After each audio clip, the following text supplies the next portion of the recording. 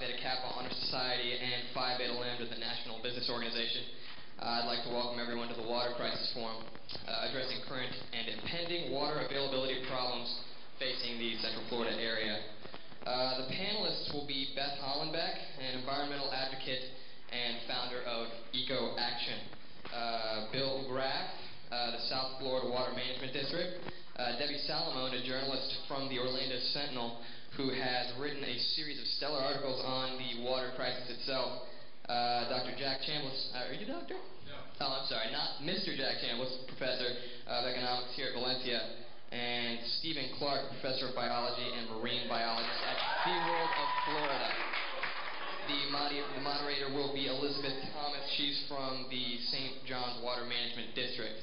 The format will go as follows. Each panelist will be given about 5 minutes to give an opening statement on what they believe is the most important aspect of Florida's impending water crisis. The moderator will take about 15 to 20 minutes asking questions based on the statements of the panelists. As it is an open forum for the panelists, debate and discussion on topics is expected and anticipated.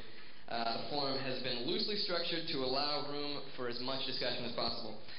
The remainder of the time will be used as an open floor for the audience to ask questions of the panelists or even the moderator, if you so please, because she is also pretty well versed in the issue. And without further ado, thank y'all for coming.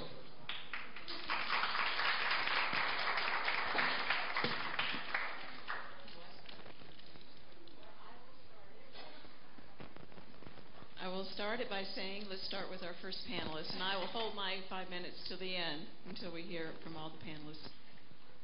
Hello, everybody, and thank you for being here. And I don't know Steve Clark, but whatever he thinks, I agree with it. Because he's obviously had quite a lot of influence on people in this room. I'm with Eco Action. We're a nonprofit environmental education organization in the community, and we, among other things, go out every Sunday afternoon on canoe cleanups. We've got a fleet of 16 canoes, and we take volunteers, and you're all welcome to join us any Sunday afternoon that you want. We're coming up on our 300th canoe cleanup. But one of the reasons that I'm starting off by mentioning this is because it has given me so much of an appreciation of wilderness, of water, and of many of the issues that we're dealing with.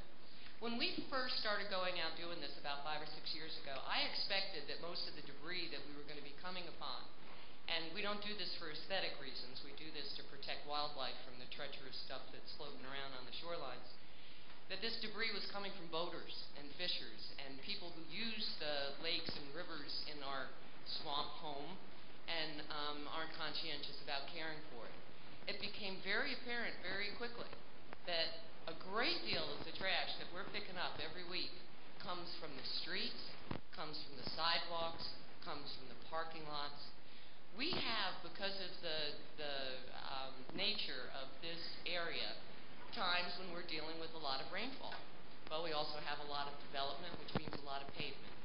And rather than giving the opportunity of the rain to percolate through the ground and recharge and replenish the aquifer, our orientation has been to wash it away, to dig canals, to have stormwater drains carry this water away, get it away from buildings, traffic, businesses, homes.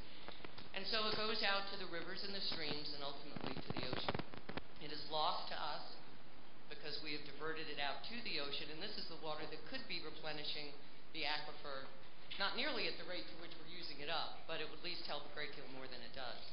If you look at an overhead aerial view of Central Florida, you'll see an awful lot of asphalt. Roads, parking lots, rooftops. All of these are lost opportunities to reclaim the fresh water that the cycle would be returning to the ground. One of the obvious outgrowths of, I don't even want to use that word, one of the obvious things that we can do about this is to become more conscious about development.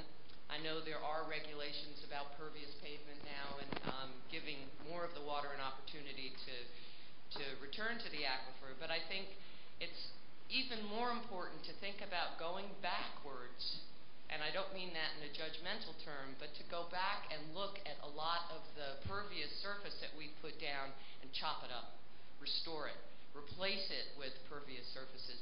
There are a tremendous number of issues that are going to come up this afternoon, and there are a lot of experts that have a lot of information about the specifics of it, and so I don't want to dwell on a lot of those. I just wanted to bring up some of the issues that are particularly focuses of our group.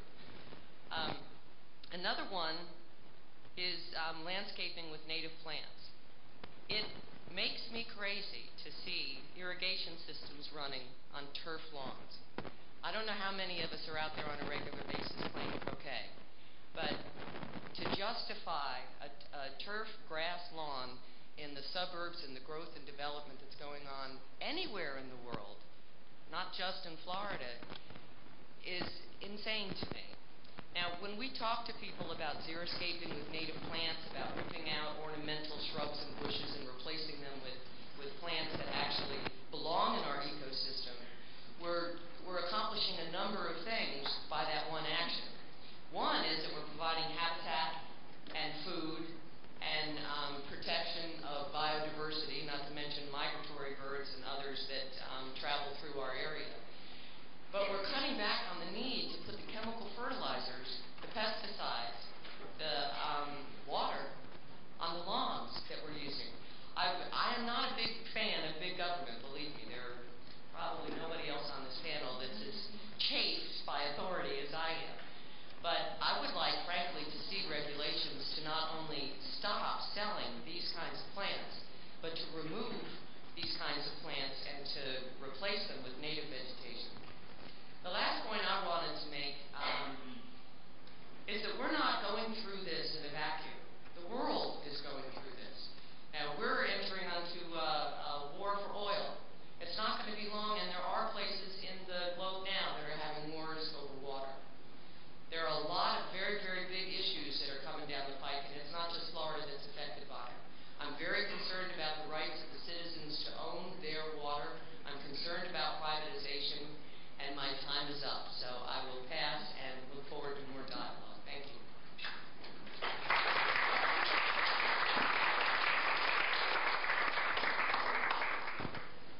Well, good afternoon, everyone. I'm Debbie Salamone. I'm a senior special projects reporter at the Sentinel, and we just write. My job is to write really big, long series about an issue that's really important to us.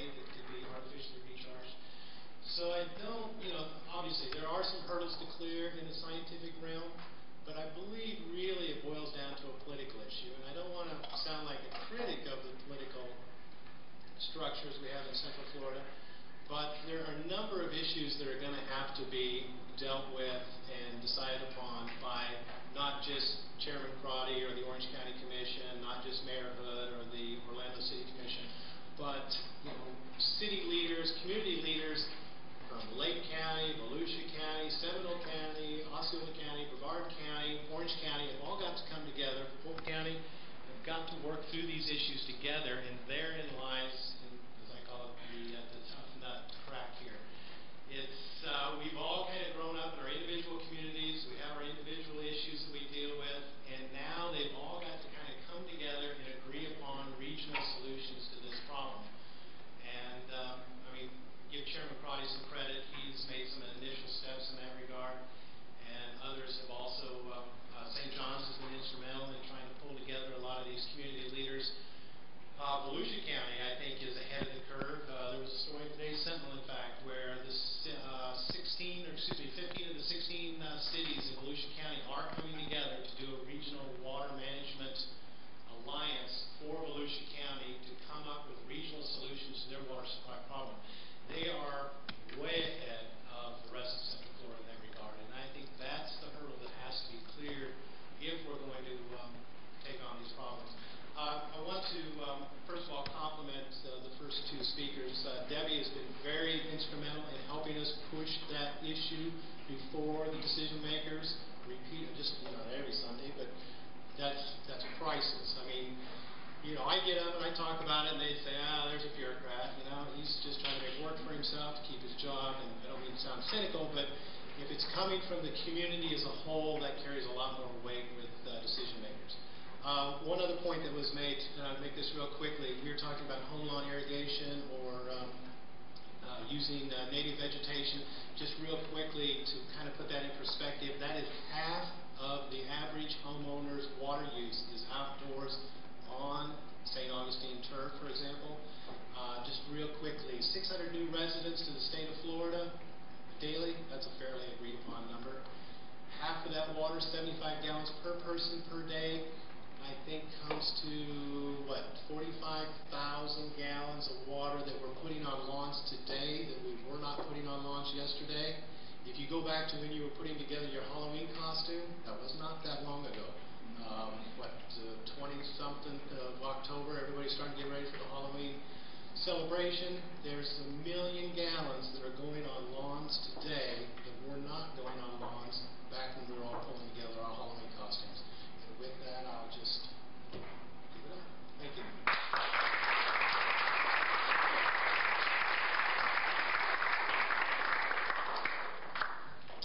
Well, I'm Steve Clark. I'm an instructor here at Valencia. I've taught here, I guess, about 12 years. I've taught environmental science, and now I teach biology. So a lot of things that I'm going to talk about kind of come out of my environmental science class. Many times when I'm out in the public, social events, which I tend to not frequent, but every once in a while I'm dragged to one of them. People ask me questions dealing with my profession. One of them is Shamu Happy. No, I don't really know. He's never complained to me, so I assume he is. But other ones deal with environmental crises. Is the world really getting warmer? Is global warming really something that we're causing, or is it just a natural cycle of the events, the ozone depletion, those sorts of things? And of course, we also talk about the issue of water in Florida. I mean, we're surrounded on 3 sides by water, so obviously it's a major issue. We hear a lot about the problems involved with water use in the state. And there's this idea of, are we running out of water or not? The letter that Debbie read to you was someone who was suggesting that this was a contrived environmental crisis. I'm not sure why anybody would contrive something like that. But the simple fact of the matter is, indeed, we are depleting the water in the state, that we are running out of water, and if we continue these trends, there will come a point in which the water in the state is gone, or it's down to the point where obviously we can't support the people in the state. That's just obvious. You don't need to be a hydrologist, environmental scientist to figure that out. If you take it out of the ground faster than you put it into the ground, then you will run out of it. Simple arithmetic. Now, people say, well, it rains 53 inches a year onto the state. How come that water doesn't get down on the ground and we're okay with that? Well, it takes a while for that water to descend down through the soil, get down into the aquifer. The water we drink in Florida, many times I've heard, has been called fossil water. It's because it's been underground for so long, 20, 25,000 years. It means the gallon of water that you drain out of your tap today is recharged for about 20 or 25,000 years. We can't wait that long for water to be replenished into the aquifers. It is not a renewable resource. It's a non-renewable resource. It's kind of like fossil fuels as well. Fossil fuels, we can't wait around for critters to die and go through the geological process by which petroleum products and coal are made. So indeed, we are running out of water. The world's got about 70% of the surfaces covered in water. Got plenty of salt water out there, but we don't have a lot of fresh water. What we do have, much of that is tied up in the glaciers and the ice caps. Florida's covered by a tremendous amount of water, lakes and streams and rivers, but you're going to find out that water isn't easily going to be consumed by the mass public. It's got to be treated. There's a lot of nasty things that can occur in the water that can cause you to be ill. Human beings obviously cause a lot of impact to the water use in the state. That's the only reason why we're here talking. We call those things anthropogenic factors, things that human beings bring about, growth in the state. We have 21 million people more or less in the state right now. As you were saying just a few moments ago, there's an awful lot of people moving into the state day by day. It's so easy for people to say, well, we need to limit growth in the state, but then I ask where they immigrated from. Rarely do I find a Florida native. I generally find somebody who came here from up north. So you want me to close the door after you got here? Well, that sounds fair. So once we get all these people in the state, they're going to start using the water, not just for the obvious sorts of things like consuming it or washing their cars or watering their lawns. But there's also water use involved in the industries and the businesses in the state. The agriculture industry consumes about 60% of the water in the state. The more people you have, the more industry you're going to have. Florida is about growth. It's about jobs. It's about tourism. All that stuff needs water. As we pave over the state, as you mentioned, we also eliminate the amount of land available for water recharge. Water does not recharge very well to the aquifer through asphalt. We basically have blocked the water from getting down to the area where we need it. There are also other anthropogenic qualities or factors like pollution. No matter how much water we have in the aquifer, if we pollute it with the long residence time, that is the amount of time the pollutant will stay in the water, then that water is unavailable for use as well. So we might have a nice full aquifer, but if it's contaminated with some nasty carcinogen, it's basically out of our hands for use. So we need to keep that in mind as well. Some of the solutions that people have come up with were mentioned, like desalination plants. The Tampa area they just built one, it's about $100 million. That's expensive. Who's going to pay for that sort of stuff? Obviously, the knee-jerk response is make the people who use it. The developer should pay for it, but they're not going to take the cost themselves. They don't do this stuff out of the kindness of their heart. They're going to pass it on to you. You're going to pay for it. We start to tax people. We start to legislate people along those lines. You're the ones that are going to bear the brunt of the cost for that kind of stuff. So we have to be wise in the choices we make about how we're going to control the amount of water that's being used in this state. It's too easy to say, well, we just need to stop people from coming into the state, and we need to make those people pay who are using most of the water. It all just trickles down to you guys. Another thing we need to do is we need to listen to people who are experts in the field when they tell us things like the water's being used up in the state. And rather than just getting in this conflict of whether there is a crisis or not, let's accept the fact that there is and try to find a solution to that crisis. Thank you, guys.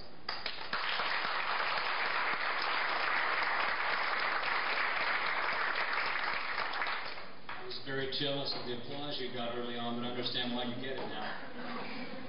My name is Jack Chambliss. I teach economics here, so I'm the guy that gets to talk about supply and demand and prices and government and all these things that sometimes don't work very well. First of all, I apologize to my horse this morning on the way to work for stealing her feed bucket, but I'd like to show you something here. We'll get to the Budweiser in just a moment. Before I got it, this is not Aquafina, it's tap water. I don't know if there's a difference between the two, but anyway, Valencia gave this to me for free today, right before this crisis. And I'd like to, if there's some way I could gauge a reaction to what I'm about to do here. So I have an old nasty bucket, and I'm pouring water that Valencia gave me for free into the bucket. All right, free water, no reaction. Have you guys tried vanilla Coke? Vanilla Coke ain't free, all right? So, you'd hope that somebody would drink this, but you've got another reaction perhaps. I've seen very, very few people ever do this with soft drinks. And I'm about to commit a crime for some of them. This is very painful. This is 92% water, by the way. The rest of it's mostly vegetables, which is the way I get my wife to leave me alone. I say, I want to eat my broccoli. I say, just give me another beer, and I get my vegetables, all right? So, Lord, forgive me for this, but, see, I knew that could get the reaction.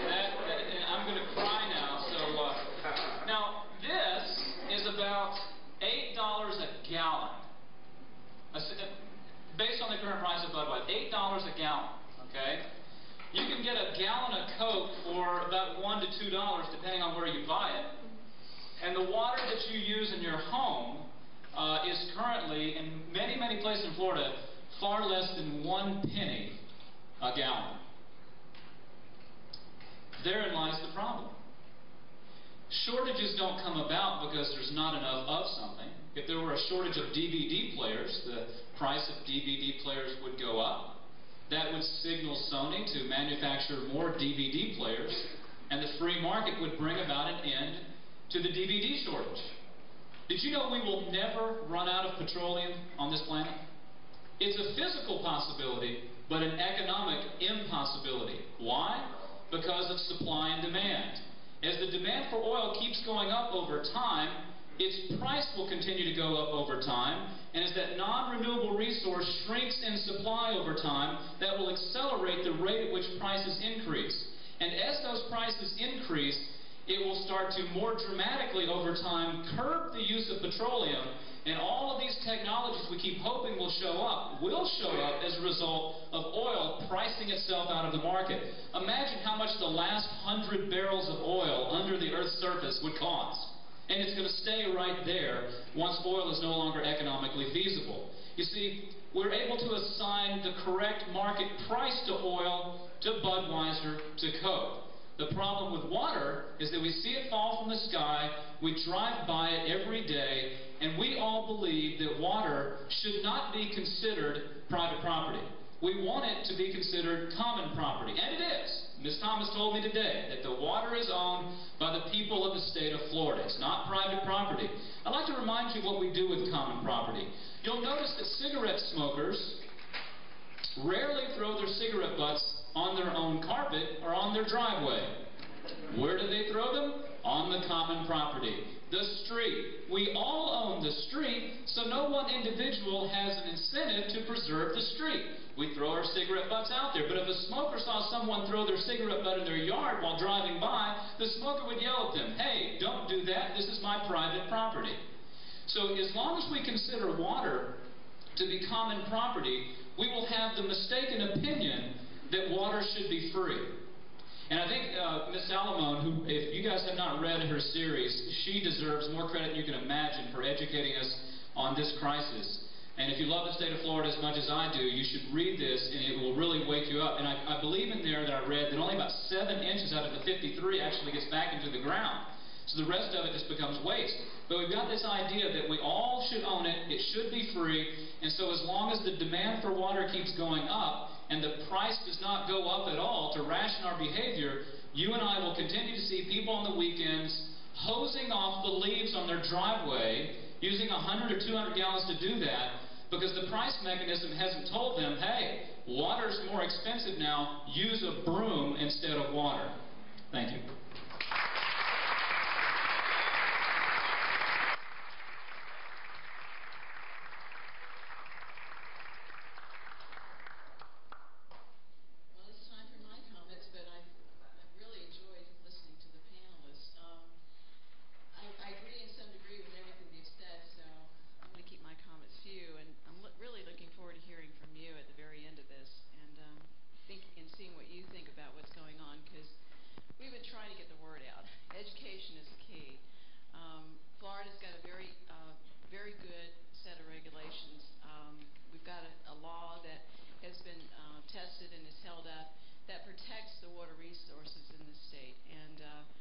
So we don't think we're going to destroy the water resources by this water supply problem.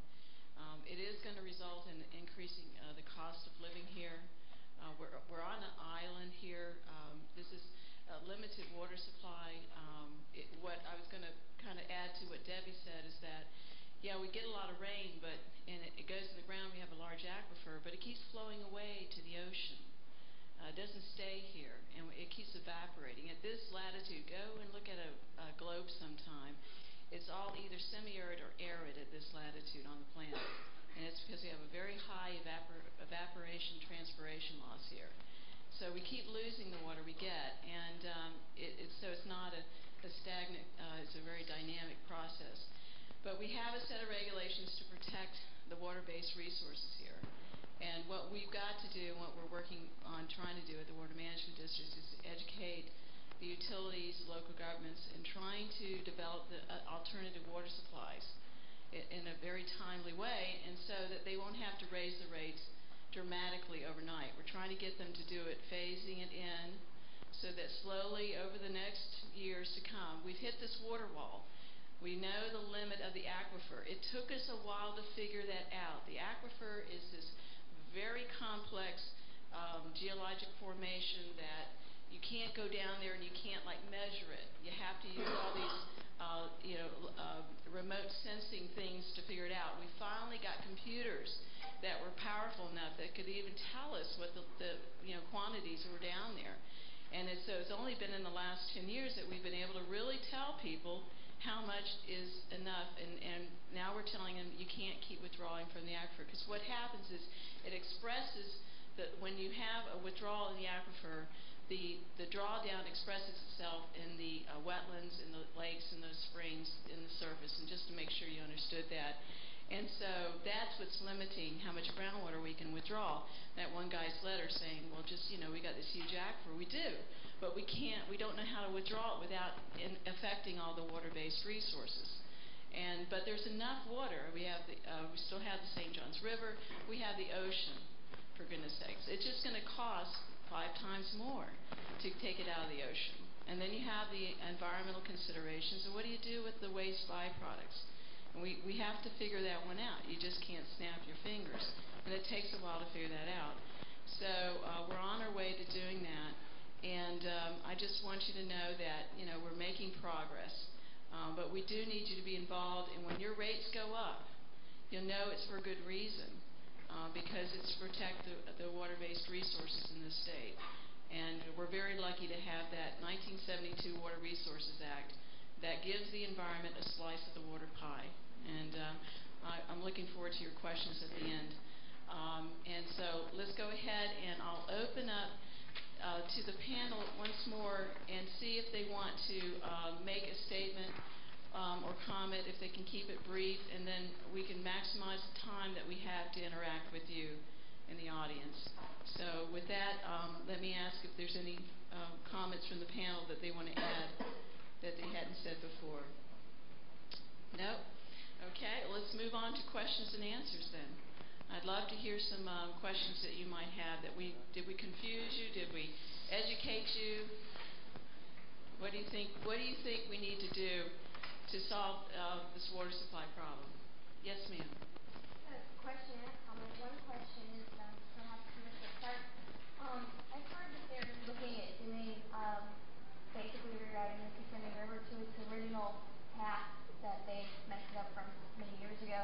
Is this also affecting the absorption rates or the pollution rates? Is that going to help at all when they reroute the Kissimmee River? Does anybody know about that? When they put it back to the way it was, you mean? Yes. Yeah, well, the thing with the Kissimmee River was done that to control flooding years ago for the benefit of farmers and range managers. And of course it caused all sorts of environmental disruption. One of the reasons we wanted the Kissimmee River, or would have liked it to have been left alone, was it provides a lot of habitat for fish, for amphibians, for breeding birds and that sort of stuff. When we straighten it out like that, we destroy that habitat for those animals.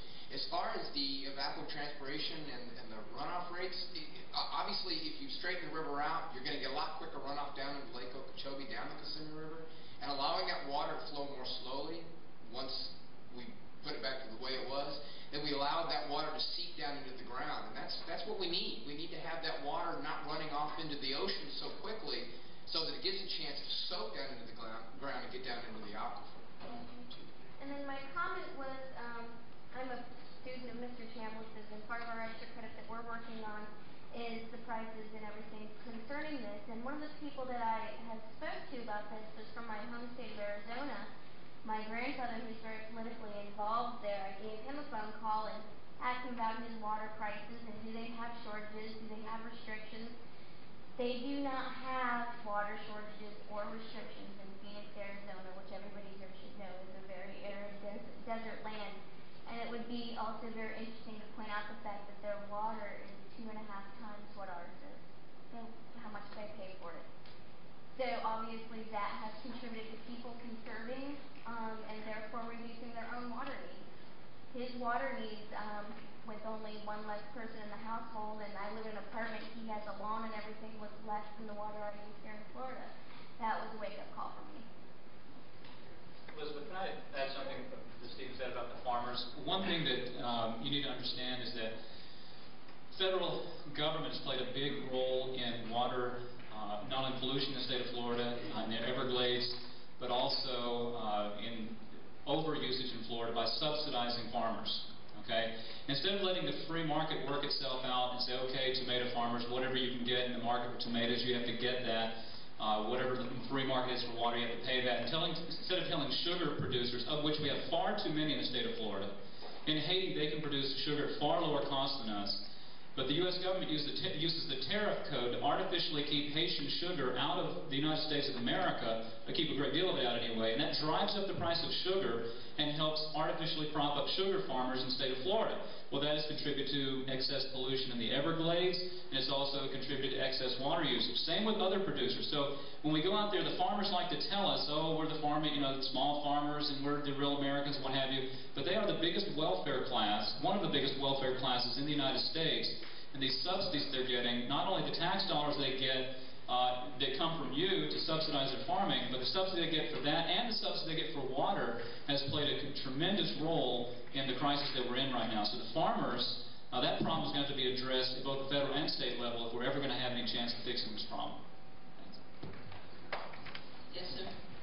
First of all, I'd like to thank you, Emma, for coming here today. Something that Beth had mentioned before was that you were against big government, yet you were against privatization of water resources or whatever. I mean, hasn't history taught us that natural resources are better managed through private industry than governments? Not in my opinion, not at all. I'm sorry, go ahead. Well, we could take up a few hours on this discussion if we really get into it. There have been examples of privatization of water that has gone on elsewhere around the globe. So we do have some examples to look at and some models to study. One of the things that a few years of experience with this indicates is that the prices have gone up tremendously. And many people have been cut off and have been turned off to the ability to have access to fresh water. The current legal status and structure of corporations makes the bottom line and dividends and profits to investors the paramount consideration. And this ties back, I think, also to what has been said about, is water a right or is it a need? Is it a commodity that can be sold, or is it an entitlement that is among the commons that we all can share? For example, in India, some people are paying up to 25% of their income just for water. Now, I'm in a situation where I'm paying a huge percent for health insurance and for my house payment. There isn't another 25% there for the water. But the commodification of these common resources for corporate gain, I think, and I'd love to hear the economists on this panel speak to this, to me is a long, dangerous road to go down. I don't know how to really address that in the short amount of time that we've got here on the panel, but I'd be happy to talk with you later.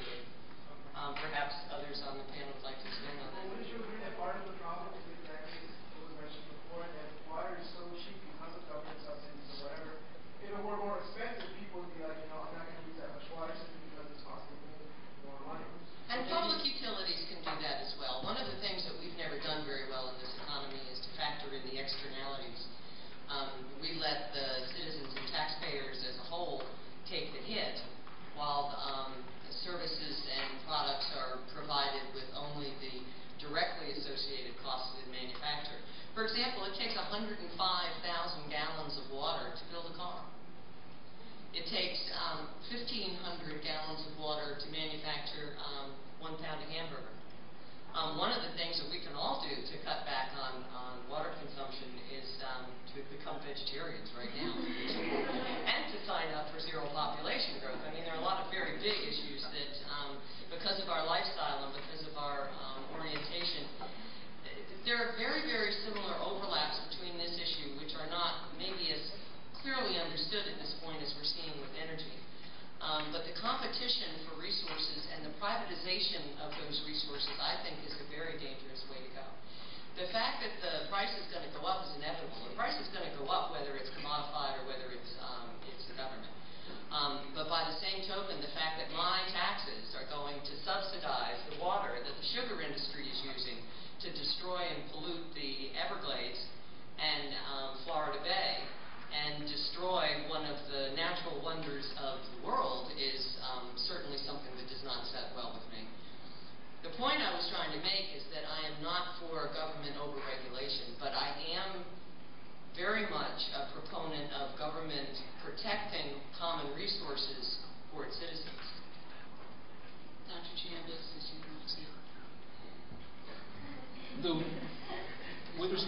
privatization, I think that since it is government, a lot of times the political process would interrupt the rate at which we could get to the right price we need to keep the people from wasting it.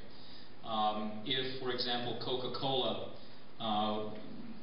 or Anheuser-Busch controlled or was supplying the water to the people in the state of Florida, the rate at which they would let the market forces correct this problem would speed up dramatically. So I think the politicians are concerned about voter backlash, which may make them reluctant to do what may need to be done, whereas the private sector is going to say, if you don't like it, go buy it from somewhere else. So in that sense, I do think privatization would bring about a faster solution to the problem than waiting for government to get past the political barriers. The only caveat I want to make is that water is one of those things that's essential to life. So do you want to turn it over to the hands of the businessman? You know, it's like air. I mean, those are the two things. You need them to live, and I don't know if I'm willing to put that, in the hands of somebody who's not really got my best interest in mind always. So, but there needs to be a balance because, there is a problem with the governments being afraid to raise the rates because they get a lot of, they have political elected officials that are worried about being reelected. So there is that problem. And that's what I was trying to do for them. I used to work for utility, is try to get them to implement these new water sources and phase in the cost, in an orderly manner so that over long term, so it's really unnoticeable. So nobody loses their job, nobody loses their office. So, but let me ask if there are any more questions. I saw a hand. Yes, ma'am. I would have to disagree with you, I think, on the fact that the government cares about us more than businesses do. When I have a transaction with a business, I am trading my property, my money, with that business for a good or a service. If they don't provide the good or the service, to my satisfaction, then my money is no longer going there. The government, however, takes my money, whether I want them to or not, and then spends it as they see fit. I find it more easy to believe that I'm going to have a better connection with a business that's giving me a service that I then have the option to take my money away from them than I do waiting 4 years for President Bush to get reelected again, hopefully not.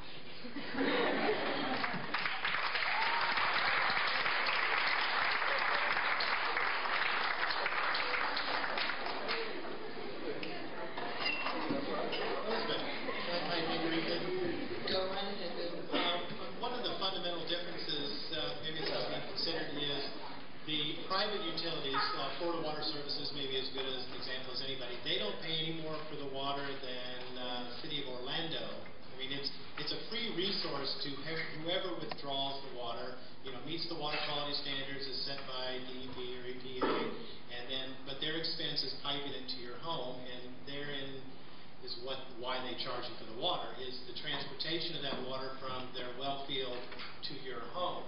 And I just want to make that point because it's not like Budweiser or Coca-Cola where they're actually producing a product from a variety of elements, pulling them together, creating a product that you want to buy.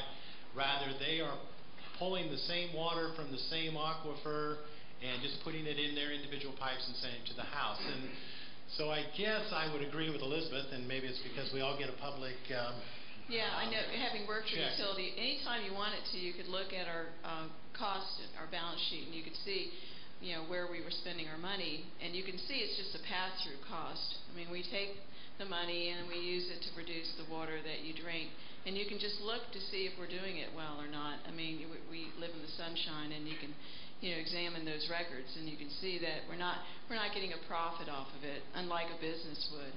And I just wouldn't want to leave people to, just rely on whether a businessman gives them water or not. That just sounds kind of scary, really. And maybe it's my own personal bias, but maybe it's a regulatory issue that we need to deal with. The water management districts issue water use permits. If you're OUC, you want X million gallons a day, you've got to come and make your case to either St. John's or South Florida, and then you ultimately receive a permit for that water withdrawal, whatever ultimately is agreed upon. So, it seemed to me that that's the existing structure and maybe the means by which that you force utilities to start attaching a price to that product that more closely reflects the value of that product. You're going to see the price of water go up dramatically over the next 10 years because we just hit the water wall in the last year. Yes, ma'am. So, to my knowledge, though, the fact that you are not making a profit of it is exactly the problem. Look at the USSR and the fall of the USSR. They regulated and had control of every single piece of their economy, and yet the shortages there were beyond anything anybody here has ever even seen. So without a profit, where is the motivation to properly control it? Elizabeth, I'm sorry, she's my student. I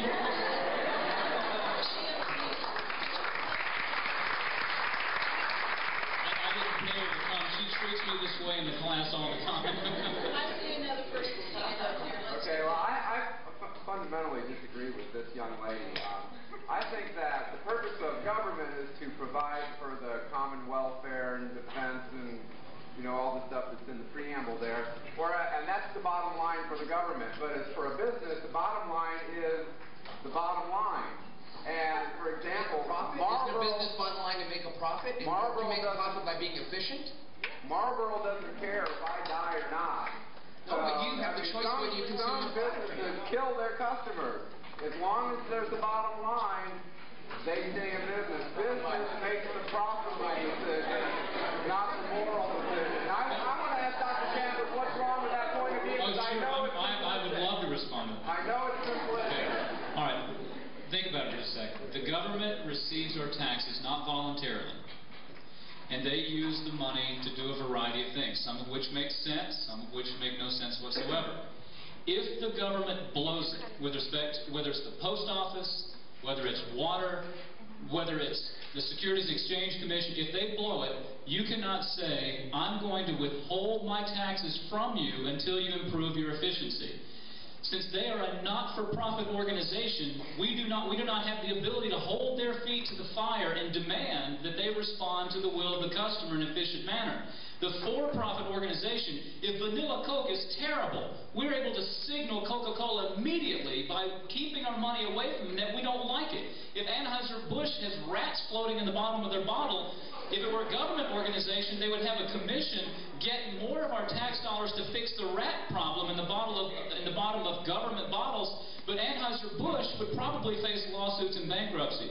So if you want these situations taken care of, profit focuses the mind, because it's the prospect of losing profit that these businesses, we don't have government controlling oil or food or clothing. There's no oil shortage, there's no food shortage, there's no clothing shortage, there's no DVD player shortage.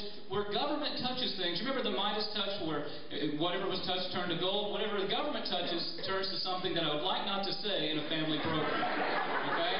And so profit, again, profit and the possibility of losing it is what keeps the business focused. They may not care about us, but they care enough about profit to serve us better. Government says they care about us, but what do we get for it? We get very little in the name of efficiency. You get elections to hold their feet to the fire. You've proven my point. Thank you.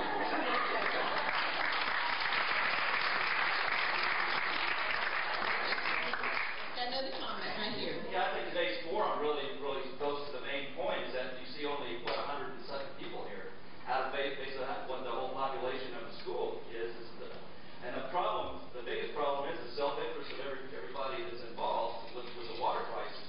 It's going to be hard to change it, and the best way to do that is prices. I remember, and I want to really commend Debbie Salmon. She did a fantastic job with this whole water prices thing. What was it in there that decreased, and Mr. Chambers is the one where I heard it, to increase water price, you have to decrease it, 25%? You have to double the price? Debbie, what were the figures they found in the other accounts? How much prices have to go up to trigger a certain reduction? Right. It was like 100% in price for 25% use reduction. Right. And one other question I just wanted to ask, because I lived in the Virgin Islands for about 11 years ago, and one big thing that they do there is cisterns, and I wondered about the feasibility of that, or, I know that you also had in there to have put your pail in the bathtub as one thing to help save water. But why couldn't they do something to have a second drain in the bathtub to decide, save that water and have that go somewhere, when you take the amount of houses that are being built. So that was just a couple things that I would just want. Everyone has the option to do that.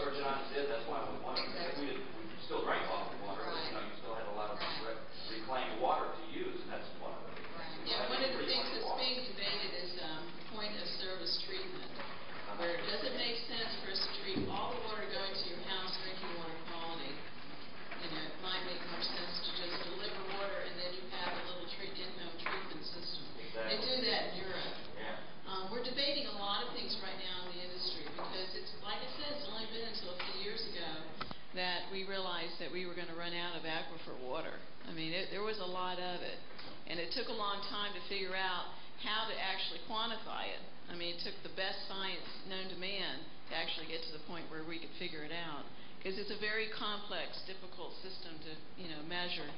So we're trying to catch up. And coming out of the utility business, I know these guys can catch up. And it's a fine line they have to walk. I mean, they don't want to charge you a penny more than you have to pay, because there's some people out there that can't afford water, if it's too expensive. And that's why I went from working for a utility to work for the water management district, because I want to make sure that those poor people it doesn't break their bank to buy water. Right. I want to make sure that we don't make it where we have to raise rates, 300,000% overnight, and it's that they maybe have a lot of kids, and it's like, my God, it's going to, make them go where all the money's going towards water and not for other things. So I'm trying to, do it in an orderly manner so that the people that are you only need like a few thousand gallons a month for drinking and for, the basic necessities. And so they're never going to pay a lot. Who we're going after are the people who are using a lot for irrigation, for watering their lawns. Oh, I know. I saw that when I was doing a speech the day after tomorrow. I was on the same crisis, and the hoteliers that I saw that 200,000 gallons. Everything on the internet. I couldn't believe how much 2 million gallons a year some of these houses are using. Yeah. Certain hotelier that was visiting, some others. So we're not going to put it on the backs of the common person. Right. We're going to go after the folks that have discretionary uses of water. Yeah, the escalating rate on the Right. We're inclining rate blocks, and we already require it now for everyone who's got a consumptive use permit out there. They have to charge more for people that use more. Already, it's a basic. That's good. Yeah, right now. Does that prompt them to conserve more water then, or just to pass the cost on? Yes, it does, but not to the degree that you would think, like, Debbie said. Yeah, people can still afford, to waste a lot of water. It's pretty amazing. Yes, sir. My question or my comment directed at the building itself, and that is the Central Florida Regional Water Management agencies following what's going on in Pinellas County with the Swift Mud and Tampa Bay water? As far as the water issues the cost there? of the water issues in Pinellas County, the peninsula, and it's surrounded by salt water on Florida itself, the peninsula. Pinellas County, just for some background, Pinellas County lost their freshwater aquifer in the 30s. If you can kind of visualize, like say, it's a peninsula, it's surrounded on three sides by salt water, and by the 30s they had essentially sucked all the fresh water out of and so they moved their well fields inland, and Pasco County was unfortunately the recipients of a lot of those well fields. And my introduction to the water management business was a conference which eventually disintegrated into Pasco Hates Pinellas. And it was people on this side of the room shouting at people on this side of the room. And I suppose if you'd given somebody a handgun, they'd have shot at each other. I mean, this is how nasty it's getting over in southwest Florida. So maybe to answer your question, I thought that example would be a sterling example of what we do not want to eventually reach here in Central Florida. And it isn't just, a couple hours down the road.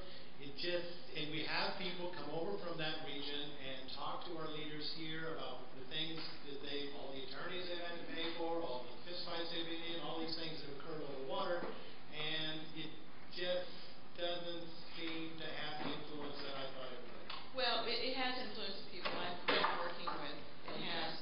And what happened there was that, nobody thought Florida would ever develop. So we had so much water, nobody ever worried about that. And it wasn't until 1972 that we had a major drought here that they passed that Water Resources Act, which protects the water supplies. And by then, they had already over-allocated the resource in Tampa Bay. And so now they've just been playing catch-up ever since. We luckily here, we didn't over-allocate the resource already, and so we're close to being where we've allocated all of it. So that was the problem down there, and it has scared people up here. We use that a lot, and it seems to affect them. They don't want to use the litigious way. They don't want to, hire attorneys because they've spent like, $10 or $20 million worth of legal fees down there to fight it, and people up here don't want to throw their money away on that. They want to try to use it towards building new water supplies. And so I have a meeting tomorrow in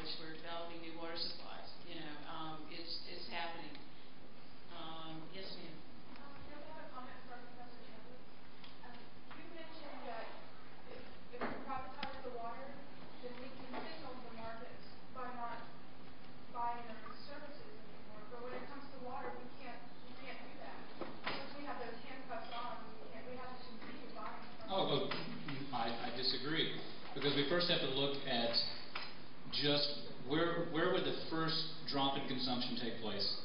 And it's where we've heard here about all of the use on St. Augustine grass and all of the use for washing your car out there or hosing down the driveway. So privatization would create a price where the average business or consumer would look at essential versus luxurious water use, and the luxurious water use would fall dramatically. And just from that alone, you could put a big dent in this problem that we're talking about. So the private sector could not charge a price, just for the same reason why Chevron won't charge you $10 a gallon for gasoline, because you will alter your behavior dramatically there.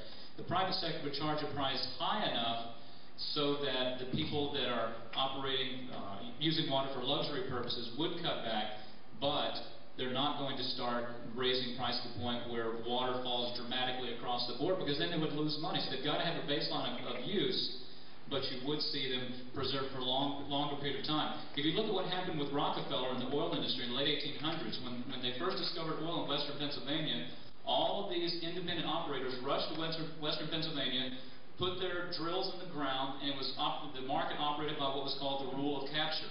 You had to suck the oil out of the ground as fast as you could so that the guy next to you with his oil well wouldn't get it, okay? When Rockefeller came into the industry, he coordinated, consolidated the industry, ended up with over 90% market share, but the thing he said was, unless we price oil correctly, it's going to all be gone.